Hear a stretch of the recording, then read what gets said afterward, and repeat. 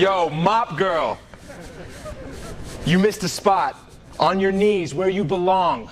The whole gym laughed. Tyler Grant, fourth-degree black belt, king of Summit Edge Academy, pointing down at the black woman scrubbing his floor. Ursula didn't kneel. She stood up. Clean it yourself. Dead silence. Then, louder She laughter. really said that? Tyler grinned, stepped closer. This dog doesn't even know what she's barking at. He turned to the crowd.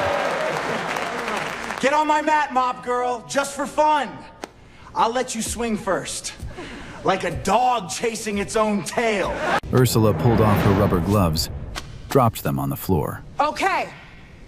She stepped onto the mat barefoot, settled into a stance so natural, so automatic, that nobody even noticed. 30 phones hit record. What they captured next broke the internet and broke Tyler Grant. 6 months earlier. The 5:14 a.m. bus from East Atlanta smelled like wet metal and cheap coffee. Ursula Brooks sat in the back row, hood up, earbuds in, eyes half closed. She rode this bus 6 days a week. Same seat, same silence, same invisible. She got off 3 blocks from Summit Edge Academy, walked through the parking lot past a row of BMWs and lifted trucks she could never afford, and unlocked the side door with the key nobody else wanted. The janitor's key.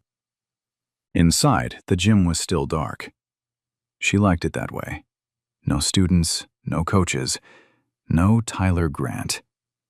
Just the hum of the air conditioner and the faint smell of sweat that had soaked into the walls so deep, no amount of bleach could kill it. Ursula pulled the mop bucket from the supply closet and got to work. She mopped the training floor first, then the locker rooms, then the bathrooms, then the lobby. She wiped down every piece of equipment: heavy bags, speed bags, the cage walls, the ring ropes. She emptied trash cans full of tape and protein bar wrappers. She restocked paper towels. She scrubbed toilets on her hands and knees. By the time the first coach arrived at 7, the place looked brand new. Nobody ever thanked her. Nobody ever noticed.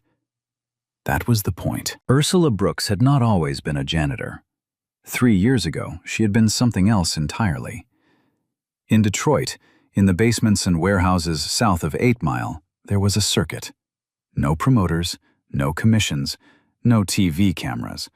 Just 2 fighters, a chalk circle on a concrete floor, and a crowd that paid cash at the door. The underground. Ursula fought her first underground bout at 23. She won in 90 seconds. A straight right hand that came from nowhere, fast, clean, surgical. The crowd didn't cheer. They just went quiet. That was when she got the name. The Ghost. Because you never saw her coming. Over the next 12 years, Ursula compiled a record that most professional fighters would kill for. 34 wins, 0 losses, 22 by knockout. She fought women who outweighed her by 30 pounds. She fought women with amateur boxing titles, with judo backgrounds, with Division I wrestling credentials. She beat them all. Not with power, with patience. Coach Raymond Ellis had taught her that. Raymond was 62, retired Army, built like a fire hydrant. He ran a small gym out of a church basement on Gratiot Avenue. No fancy equipment, just a heavy bag, a speed bag, some hand wraps, and a philosophy. You don't fight angry. You fight quiet. Let them come to you. Let them make mistakes. Then make them pay. Ursula lived in that gym. Raymond became her father, her coach, her corner, her conscience. He was the only person who ever believed in her before she gave them a reason to. On the night of her 34th win, a second-round TKO against a former Golden Gloves champion from Chicago, Raymond collapsed in the parking lot.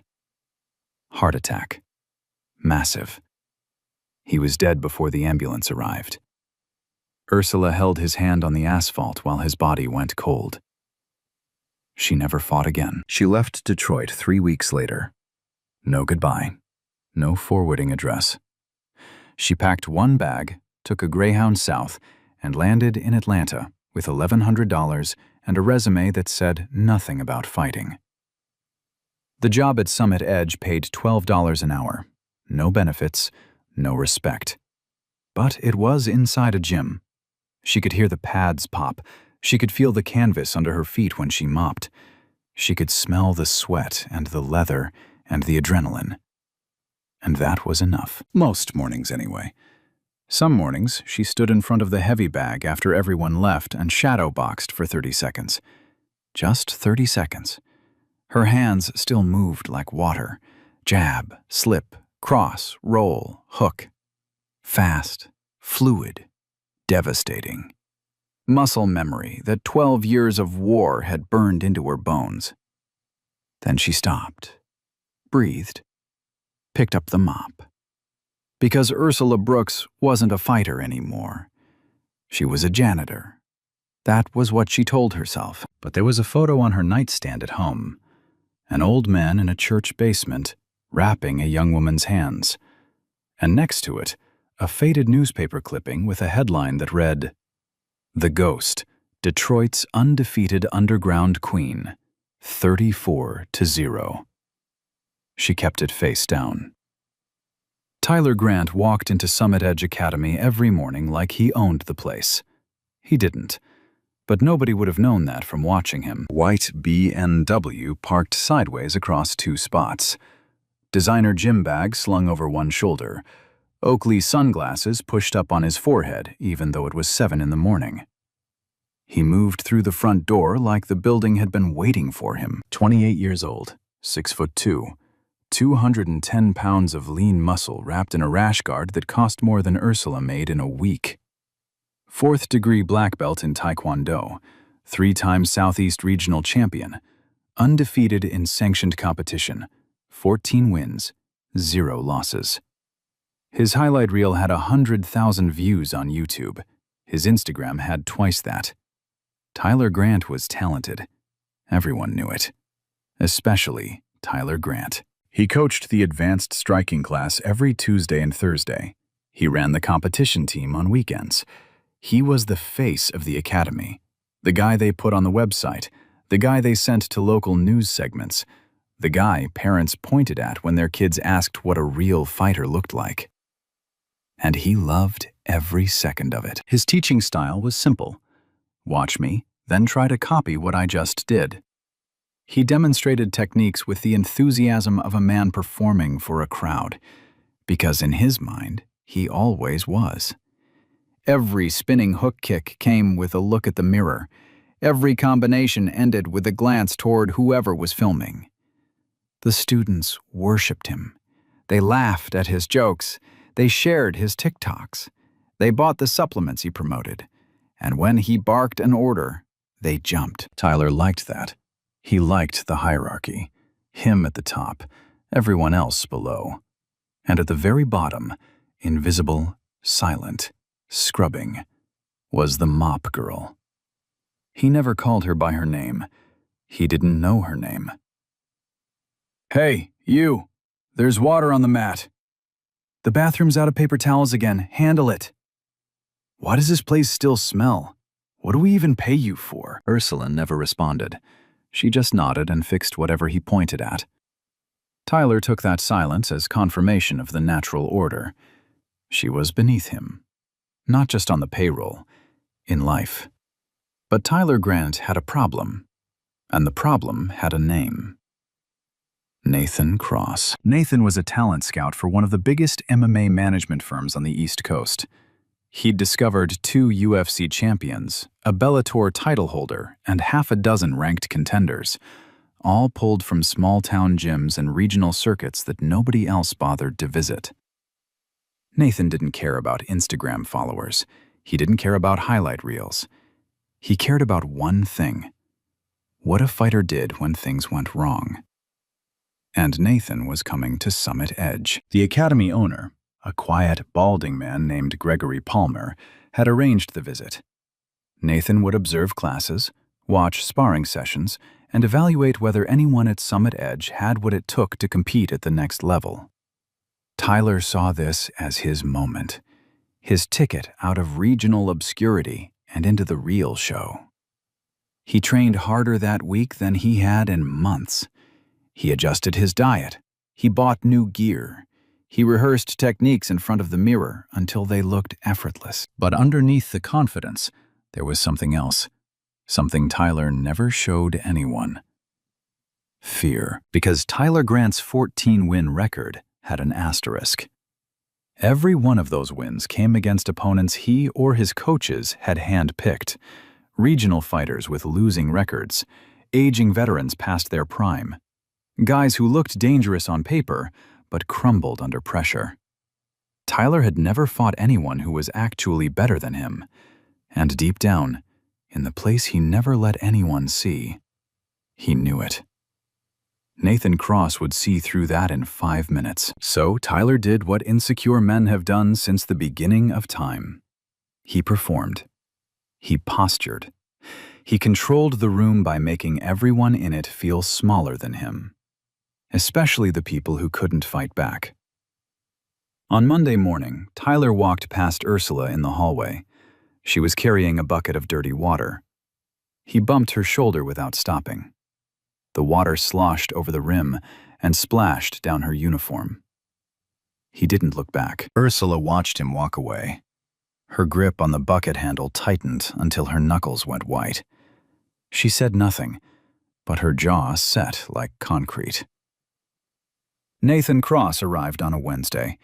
No entourage, no announcement, just a man in a plain navy polo and khakis carrying a leather notebook and a pen. He shook Gregory Palmer's hand at the front desk, declined the coffee, and took a seat in the corner of the main training floor. He didn't introduce himself to anyone else. He just watched. Tyler noticed him within 30 seconds, changed his posture, squared his shoulders, threw a warm-up combination that was 3 levels above what any warm-up needed to be. Nathan didn't react. He wrote something in his notebook. Tyler's first class that morning was advanced striking.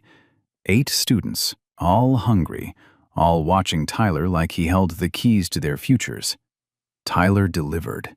He ran them through spinning back kicks, jumping switch kicks, and a 3-part combination he called the Tyler Special, a name he had given it himself and repeated at least twice per class. He demonstrated each technique with maximum flair. Perfect form. Sharp exhale on every strike, dramatic pause after each landing, letting the sound of impact hang in the air like applause he was giving himself. Nathan watched, wrote, said nothing. By the second class, Tyler was getting agitated. He couldn't read Nathan's face. The scout showed no excitement, no nods of approval, no raised eyebrows. Just the pen moving across the paper in short, deliberate strokes. So Tyler pushed harder. He called a senior student to the center of the mat for a live drill. The student, a 20-year-old blue belt named Colton, threw a hesitant jab. Tyler slipped it, countered with a full-power hook to the body, and swept Colton's legs out from under him. Colton hit the mat hard, gasping. Tyler stood over him, tapped his own chest, and looked toward Nathan. Nathan didn't look up from his notebook. Tyler's jaw clenched. During the break between classes, Tyler found a new target for his frustration. Ursula was on her hands and knees near the edge of the training floor, wiping down the base of the cage wall with a damp cloth. She was quiet, invisible as usual. Tyler walked over, stopped right next to her, close enough that his shadow fell across her hands. "You missed a spot." Ursula looked at the floor. It was spotless. "Right there." Tyler pointed at nothing. "See it?" Ursula didn't answer. "I said, do you see it?" Louder now. Loud enough for the students refilling their water bottles to turn around. Loud enough for Nathan Cross to stop writing. Ursula dipped her cloth in the bucket and wiped the area he'd pointed at. There was nothing there. They both knew it. Better, Tyler walked away without looking back. Nathan Cross saw the whole thing. He frowned, made a long note. That evening, after everyone had gone home, Ursula stood alone in the gym. The lights were off except for one strip above the heavy bag. She stared at it for a long time. Then she hit it. One jab, sharp. The bag barely moved, but the sound was different. Not the dull thud of a casual punch. It was a crack, short, precise, loaded with something that had been compressed for 3 years. She threw a cross, then a hook, then a 3-piece combination that made the chains rattle against the ceiling mount. Her footwork was automatic. Lateral movement, pivot, angle change, reset. 12 years of muscle memory pouring out like a dam breaking. She threw for 30 seconds, maybe 40. The heavy bag swung wild, the chains screaming against the bolts. Then she stopped. Her breath came fast. Her hands were shaking, not from exhaustion, but from something deeper. Adrenaline. Memory. Grief.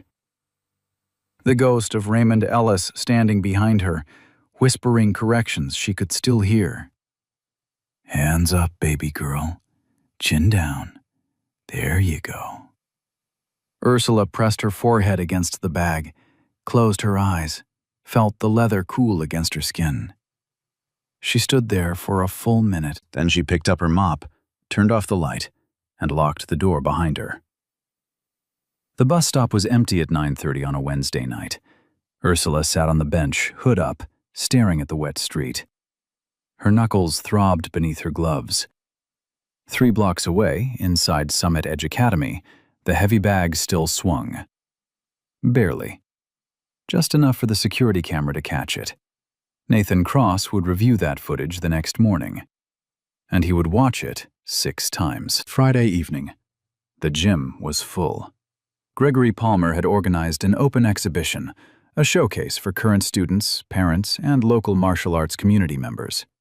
Food table by the entrance, folding chairs along the walls, a banner that read, Summit Edge Academy, Building Champions, hanging above the cage. Nathan Cross sat in the second row, leather notebook open, pen ready, face unreadable. Tyler had been waiting for this night all week. He opened the exhibition with a solo demonstration. Spinning heel kick, tornado kick, a flying knee that made the pads explode in his training partner's hands. The crowd erupted. Parents clapped, students whistled. Tyler soaked it in, arms spread wide, chin up, grinning at the ceiling like God had just called his name. Nathan wrote something down. His expression didn't change. Tyler moved to the sparring portion. He called out 2 intermediate students, one at a time. The first lasted 45 seconds before eating a body kick that folded him in half. The second tried to clinch and got swept so hard his back slapped the mat like a gunshot. Tyler stood in the center of the cage, breathing easy, sweat glistening under the lights. He looked at Nathan again. Nathan looked at his notebook. Tyler's smile cracked. Just a little. Just enough for the people paying attention to notice. He needed something bigger. Something that would make Nathan Cross look up from that damn notebook and see what everyone else already saw. That Tyler Grant was the real deal. He scanned the room. His eyes landed on the water cooler in the far corner. Ursula was there, refilling the jug. Invisible, quiet, same as always. Tyler's grin came back, slower this time, meaner. Hey, Ursula didn't look up. Hey, mop girl. Yeah, you. The room shifted. Conversations died mid-sentence. Heads turned. Ursula looked up, said nothing. You've been watching us train for, what? 3 years now? Must have picked something up by now, right? Tyler walked toward her, arms open like he was inviting a friend. His voice carried across the gym. Come on, step on the mat. Let's see what you got. A ripple of laughter moved through the crowd. Nervous laughter. The kind people make when they're not sure if something is a joke or something worse. Ursula shook her head. I'm good. Oh, come on. Tyler leaned against the cage, casual. Don't be shy. I'll go easy, promise. Just for fun. More laughter. Louder now. A student in the front row pulled out his phone and started recording. Tyler, leave her alone. Mrs. Dolores Wilson, the receptionist, spoke from behind the check-in desk. Her voice was sharp. Nobody listened. I'm not doing anything wrong. Tyler held up his hands, playing innocent. I'm just offering her a chance. Free lesson. Most people pay $200 a month for what I'm about to give her. He turned back to Ursula. What's the matter? Scared? He tilted his head, studied her like she was a stain on his mat. Come on, one round. Or is mopping the only thing your kind knows how to do? The laughter stopped. The gym went dead silent.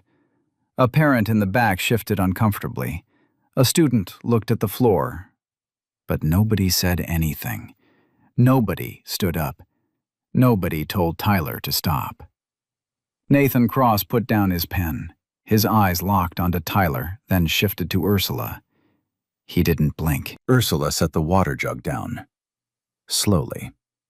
Her face was blank, unreadable. But her hands, her scarred, calloused fighter's hands, were absolutely still.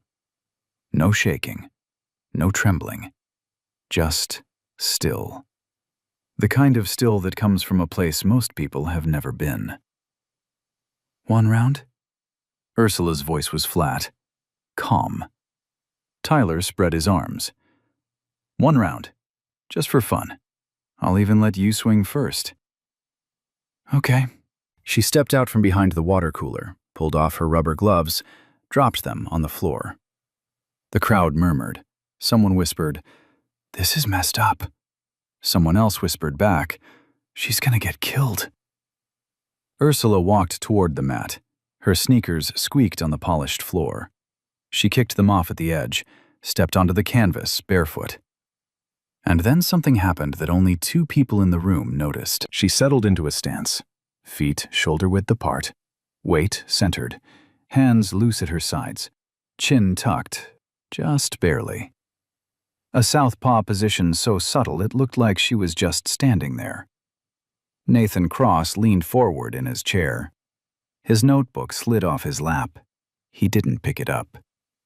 Gregory Palmer, sitting next to him, whispered, "Sorry about this. She's just the cleaning lady. It'll be over quick." Nathan didn't respond. His eyes were fixed on Ursula's feet, on the way she placed them, on the way her weight sat perfectly between her heels and the balls of her feet. He had seen that stance before, in a grainy video, on a security camera, at 2 a.m. Tyler bounced on his toes. Shadow punched the air, winked at the crowd. Ursula stood still, quiet, waiting. The ghost was awake. The gym hummed with a low, ugly energy. The kind that fills a room when people know they're about to watch something unfair and have already decided to enjoy it anyway. Folding chairs scraped against the floor as people shifted for a better view. Parents pulled their kids closer. Students pressed against the cage walls. Every phone in the room was pointed at the mat. Tyler Grant bounced in his corner. Loose, light on his feet, rolling his neck, shaking out his hands. He threw a quick combination at the air, jab, cross, hook, and the pads of his feet barely touched the canvas. He was fast. He was trained. He looked like exactly what he was, a 4th-degree black belt in peak condition. He was also smiling, the kind of smile that said this was already over. A student near the cage called out, 30 seconds, Tyler! New record! The crowd laughed. Tyler pointed at the kid and winked. On the other side of the mat, Ursula Brooks stood barefoot on the canvas. No warm-up, no bouncing, no shadow punches, just standing. Her arms hung at her sides, her eyes were half closed, Her breathing was slow, in through the nose, out through the mouth. If you didn't know better, you'd think she was about to fall asleep. But her feet told a different story. They were placed exactly shoulder-width apart. Left foot slightly forward, right heel barely lifted off the canvas. Weight balanced on the balls of both feet, like a scale set to 0. It was a stance that had been drilled 10,000 times until it became as natural as standing still. Most people in the room saw a tired cleaning lady waiting to get embarrassed. Nathan Cross saw something else entirely. He leaned toward Gregory Palmer. Who trained her? Palmer blinked. What? Nobody. She mops the floors. Nobody stands like that by accident. Palmer looked at Ursula, looked back at Nathan, shrugged. She's just the janitor, man. Nathan pulled out his phone, opened his browser, started typing. In Ursula's mind, the gym had disappeared. The crowd was gone. The laughter was gone. The fluorescent lights, the banner, the phones, the folding chairs, all of it, gone. She was back in the basement. Raymond's Gym, Gratiot Avenue, Detroit. The heavy bag swinging on a rusty chain, the concrete floor painted with a chalk circle, the smell of mildew and duct tape and old leather gloves that had been used by 100 fighters before her. Raymond stood across from her, arms folded, gray t-shirt, reading glasses pushed up on his forehead. What's the first thing you do when someone bigger than you steps in the ring? Wait. What's the second thing? Watch. And the third? Make them pay for every mistake. Raymond smiled, the kind of smile that meant she was ready. That's my girl. The memory dissolved. The gym came back. The noise came back. Tyler's voice cut through. Hey, mob girl, you still with us? Don't zone out on me now. I want you conscious for this. More laughter. Ursula opened her eyes. Something shifted. It was small, almost invisible. Her shoulders dropped half an inch. Her chin tucked a fraction. Her fingers, which had been loose and hanging, curled inward just slightly. Not into fists, just into readiness. 3 years of silence. 3 years of yes, sir, and sorry, sir, and scrubbing floors on our hands and knees. 3 years of swallowing every insult, every snap of the fingers, every time someone looked through her like she wasn't even there. It all gathered behind her eyes like a storm front building over flat land. She didn't say a word. She didn't need to. Mrs. Wilson gripped the edge of the reception desk. She had never seen Ursula look like that before. Tyler raised his guard. Classic Taekwondo stance. Bladed, high, textbook. He looked sharp, polished, camera-ready. Ursula had no guard. Her hands stayed at her sides. Her weight sat low.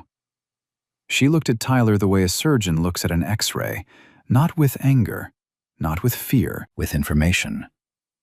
Gregory Palmer leaned over to Nathan and whispered, "This'll be quick." Nathan didn't respond. He was still looking at his phone, at a grainy photo he'd pulled from an archived article. A young black woman standing in a chalk circle, fists raised, surrounded by a roaring crowd. The headline read, "The Ghost of Gratiot, 34 fights, 34 wins, 0 mercy." Nathan looked up from the photo, looked at Ursula, looked back at the photo. His hands started shaking. Tyler attacked first. Of course he did. A roundhouse kick, his signature, fast, high, aimed at the temple. The kind of kick that had knocked out 14 opponents in sanctioned competition. The kind of kick he'd practiced 10,000 times until it was perfect. It hit nothing. Ursula moved her head 3 inches to the left. That was all. 3 inches. The kick whistled past her ear, close enough to move her hair. She didn't step back. She didn't flinch. She didn't even blink. The crowd went quiet. Not silent. Quiet. The kind of quiet that happens when something doesn't make sense yet. Tyler reset. Smiled. Threw it again. Same kick, other side. Faster this time. Ursula ducked. The kick sailed over her head. She came back up in the same position. Same stance. Same hands at her sides. She still hadn't thrown a punch. Tyler's smile tightened. He shifted into a combination. Jab, cross, spinning back kick. 3 techniques strung together at full speed, each one landing exactly where a training dummy would have been standing. Ursula wasn't a training dummy. She slipped the jab by rolling her shoulder, parried the cross with her left forearm, a short, sharp deflection that knocked his fist off course by 2 inches. And when the spinning back kick came, she sidestepped it so cleanly that Tyler's momentum carried him past her. He stumbled, caught his balance, turned around. Ursula was standing in the same spot, hadn't moved, hands still down. A murmur rippled through the crowd. Someone in the back row said, "Wait, what?" Tyler charged. No technique this time, just speed and aggression. A flurry of punches. Jab, jab, hook, uppercut, overhand right. 5 strikes in under 3 seconds. Every single one aimed at her head. Ursula moved like smoke. Head slip, roll under the hook. Lean back from the uppercut, just far enough that his fist passed an inch from her chin. And the overhand right, she caught it. In her palm, mid-air, wrapped her fingers around his fist, and held it there. For 1 second they stood like that, his fist in her hand, his arm fully extended, her eyes locked on his. She wasn't breathing hard. She wasn't sweating. Her pulse, if you could have measured it, was probably lower than anyone else's in the room. Then she let go, pushed his hand back toward him, gently, like she was returning something he'd dropped. Tyler staggered backward, not from force, from shock. The gym was dead silent now. Not quiet. Silent. The kind of silence that happens when reality breaks in front of 100 people and none of them know what to do with it. A parent in the 3rd row grabbed her husband's arm. A student lowered his phone without realizing he'd stopped recording. Mrs. Wilson had one hand over her mouth. Tyler's chest heaved. He'd thrown 15 strikes, maybe 20. Not one had landed clean, not one. And she hadn't thrown a single punch back. She was reading him, cataloging every pattern, every habit, every tell. The way he dropped his right hand after a jab, the way he loaded his hips before a kick, the way his eyes flicked left before he threw the overhand. She knew everything about Tyler Grant's fighting style, and Tyler Grant knew nothing about hers. He backed up to the center of the mat, wiped his mouth with the back of his hand. The arrogance was gone. The smile was gone. What replaced it was something Tyler Grant had never felt inside a ring before. Doubt. Nathan Cross stood up from his chair, slowly. His phone was still in his hand, the archived photo of the ghost of Gratiot still glowing on the screen. He looked at the woman on the mat. He looked at the photo. He looked at the woman again. "Oh my God," he whispered. Gregory Palmer turned to him. "What?" Nathan didn't answer. His eyes were locked on Ursula. On the mat, Tyler reset his stance. Tighter this time. Guard higher. No more flash. No more showmanship. For the first time all night, he looked like a man who understood he was in a real fight. Ursula tilted her head. Barely, just a fraction. And for the first time all night, she raised her hands. Ursula moved first. Not fast, not flashy. Just a half step forward, a small shift of weight from her back foot to her front foot that closed the distance between them by 18 inches. Tyler saw it, adjusted, threw a quick jab to keep her at range. Ursula parried it with her right hand and hit him with a jab of her own. It wasn't hard. It wasn't meant to be. It was a range finder. A tap on the chin that said, "I'm here now, and I can touch you whenever I want." Tyler's head snapped back. Not from the impact, from the surprise.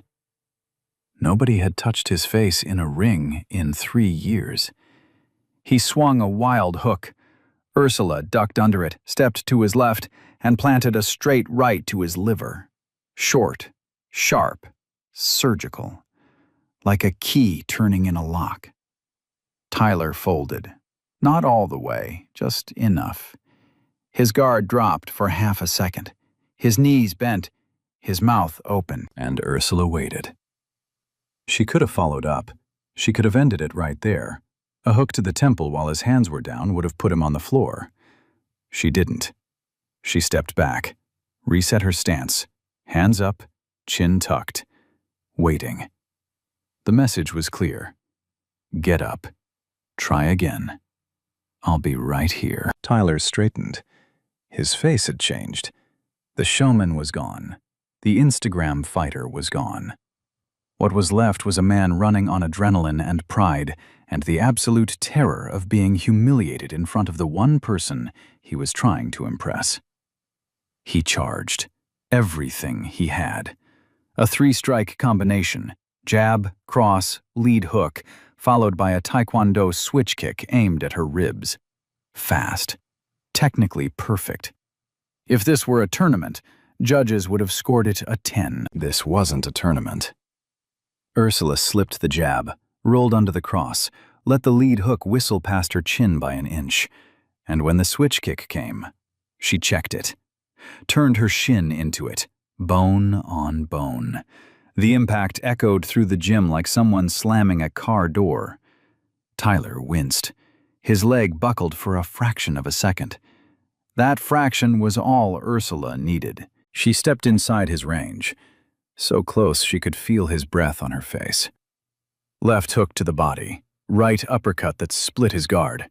Left hook again, this time upstairs, landing flush on his jaw.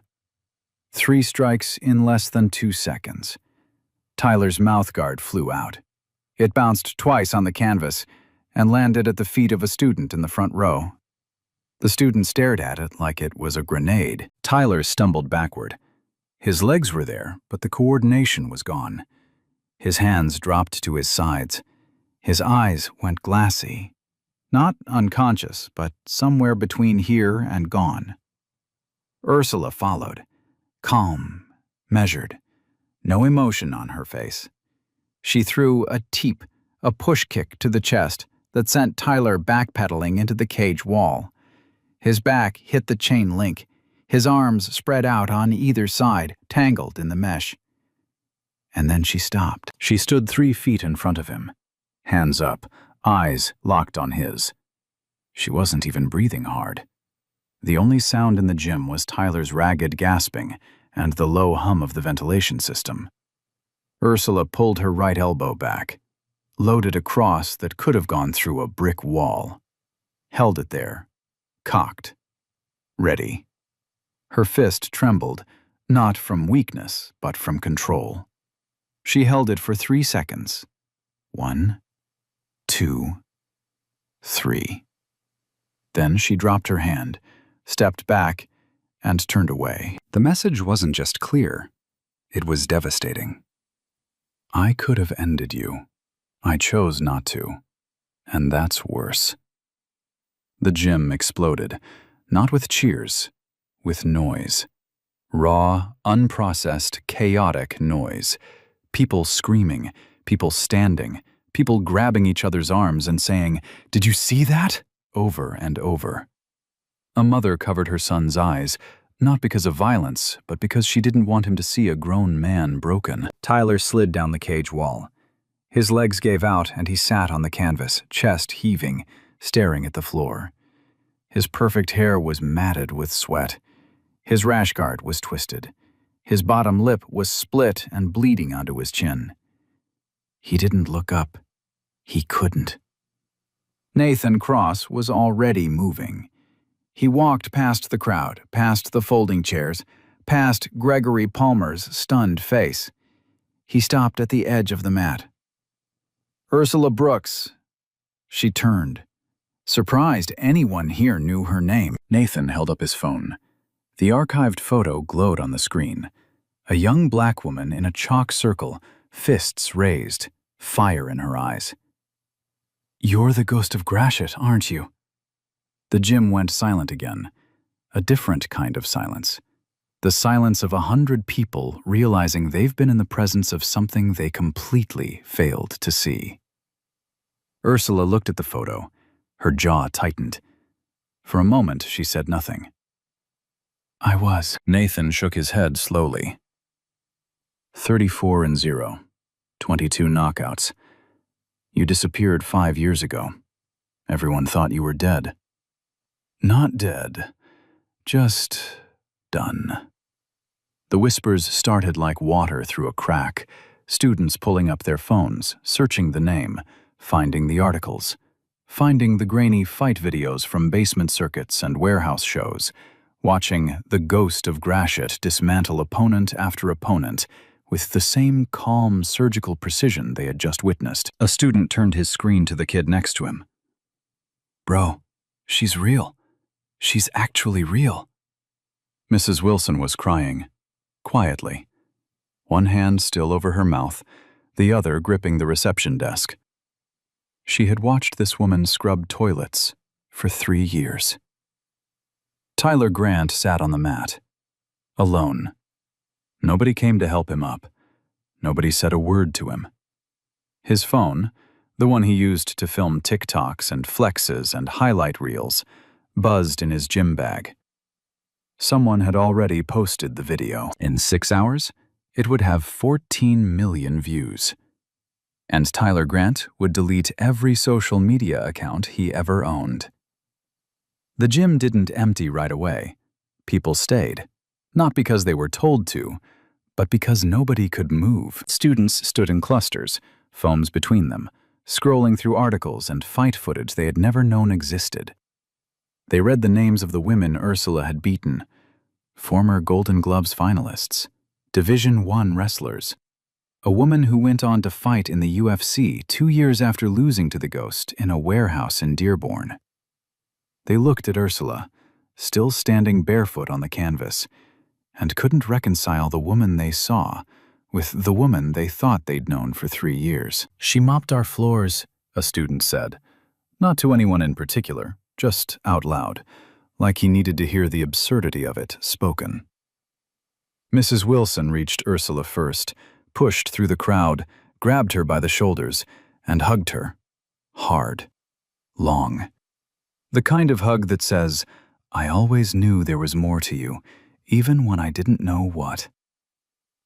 "Why didn't you ever say anything?" Mrs. Wilson whispered. Ursula's voice was quiet. "Because it wasn't about them knowing." Nathan Cross approached after the crowd thinned. He waited until Mrs. Wilson let go. Then he spoke, not like a scout pitching a deal, but like a man who understood he was standing in front of something rare. "I'm not here to offer you a fight contract. You don't need one. You never did." Ursula looked at him, waited. "I run a development program. Young fighters, women mostly, from backgrounds where nobody gives them a shot. They need coaches who've been where they've been, who've fought from the bottom, who know what it feels like to be invisible and still keep going." He paused. "They need you." Ursula was quiet for a long time. She looked down at her hands, the same scarred knuckles, the same white lines crossing each other like maps of battles fought in basements and parking lots, and chalk circles nobody remembered. She thought about Raymond, about his church basement gym on Gratiot Avenue, about the heavy bag that swung on a rusty chain, about the way he wrapped her hands every single night and said the same thing. "Promise me you'll pass it on. That's the real fight." She had never kept that promise. She had run. From Detroit, from the ring, from herself. She had buried the ghost under 3 years of bleach and mop water and silence. But ghosts don't stay buried. "When do I start?" she said. Nathan smiled. "Whenever you're ready." The next morning was a Saturday. The gym was empty at 6 a.m., as always, But this time Ursula didn't come through the side door with a mop bucket. She came through the front. Gregory Palmer was waiting in the lobby. He had a box in his hands. Inside it was a coaching tracksuit, black with the Summit Edge logo on the chest. He handed it to her without a word. Then he pointed to the far wall of the training room, where a maintenance crew was already at work. They were hanging a plaque. The Raymond Ellis Training Room. Ursula held the box, stared at the plaque, read the name 3 times. Her lips moved, but nothing came out. She cried. For the first time in 3 years. Standing in the lobby of the gym, she had scrubbed on her hands and knees for 1,000 mornings, holding a tracksuit she never asked for, looking at a name she thought the world had forgotten. Nobody told her to stop. Nobody looked away. Mrs. Wilson brought her a cup of coffee and stood next to her in silence until the tears ran out. That afternoon, Tyler Grant walked through the front door. No BMW in the parking lot. He'd taken the bus. No designer gym bag. Just a plain backpack, a bottle of water, and a face that had aged 10 years overnight. He found Ursula in the training room. She was adjusting the height of a heavy bag. "I'm sorry." He didn't explain what for. They both knew. Ursula looked at him for a long time, the same way she had looked at him on the mat, calm, still, reading everything. "Everybody's got something to learn," she said. "Even you."